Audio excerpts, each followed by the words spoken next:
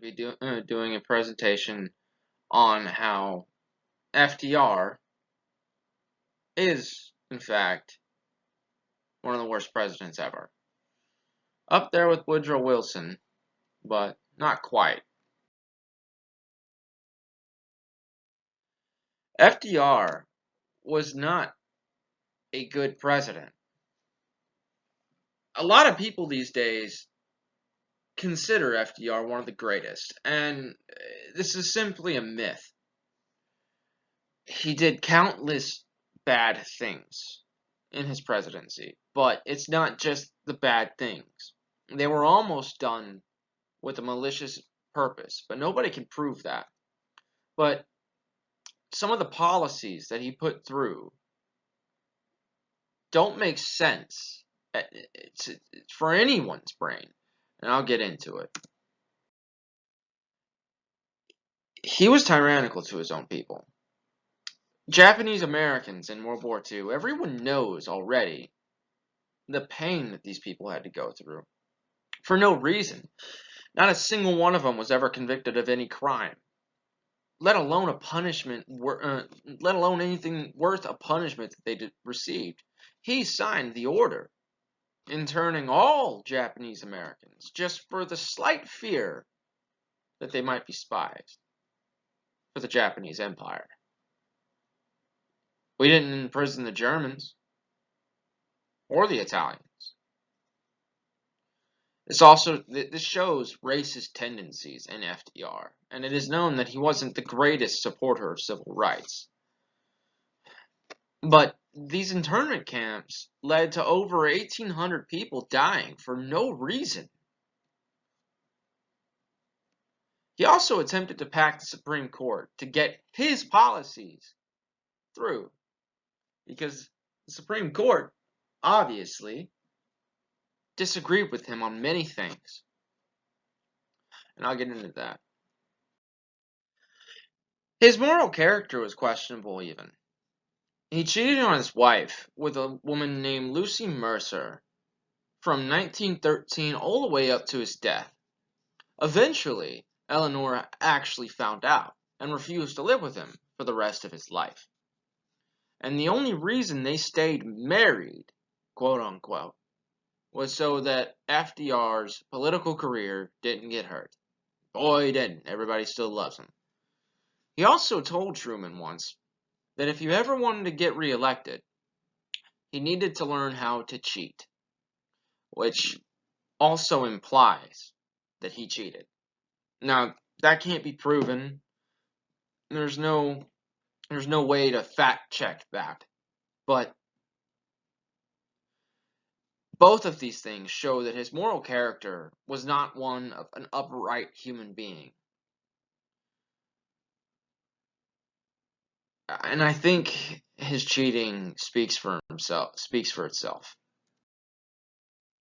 He also linked in the Great Depression by a lot, at least 5 to 6 years.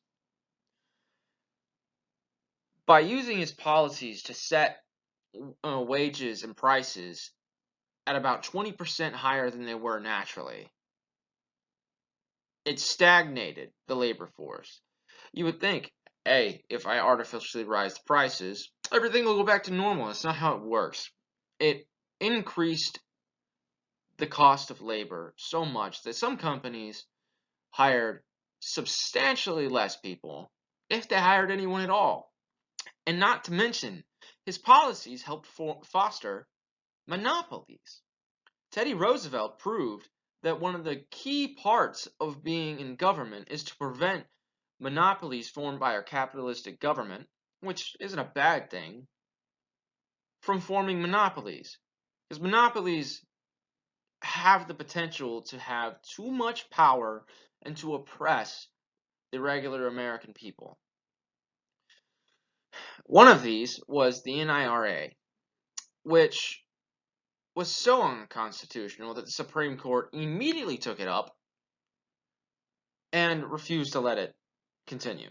That it was deemed unconstitutional by the Supreme Court, mainly because of separation of powers. It sees the means of production. Kind of funny. FDR was a commie. FDR's greatness is a myth. I don't understand why people love him so much. I get it. He was against prohibition. He had great charisma, blah, blah, blah. Awesome speeches. I like speeches. But underneath all of that, he was morally inept. He cheated on his wife his whole life. It is implied that he cheated to get to win elections. And he linked in the Great Depression, not to mention his racist policies towards the Japanese and his unwillingness to desegregate the military, which Truman ended up doing. None of these should be overlooked. You can look at it any way you want to, but the Great Depression was one of the worst parts of American history. We suffered a lot. And just by lengthening that till World War II, I think is enough to tarnish FDR's reputation. Well, these are my sources. By the Order of the President and the Internment of Japanese Americans by Greg Robinson. It's a book. You should read it. FDR's Loyal Mistress. It's an article in American History 45 by Peter Carlson. Assessing the Not-So-Great New Deal by George Selgin in USA Today, number 2904. And 4 Milestones to Totalitarianism, which is a really old article from a newspaper by Harry F. Bird. Thank you for watching.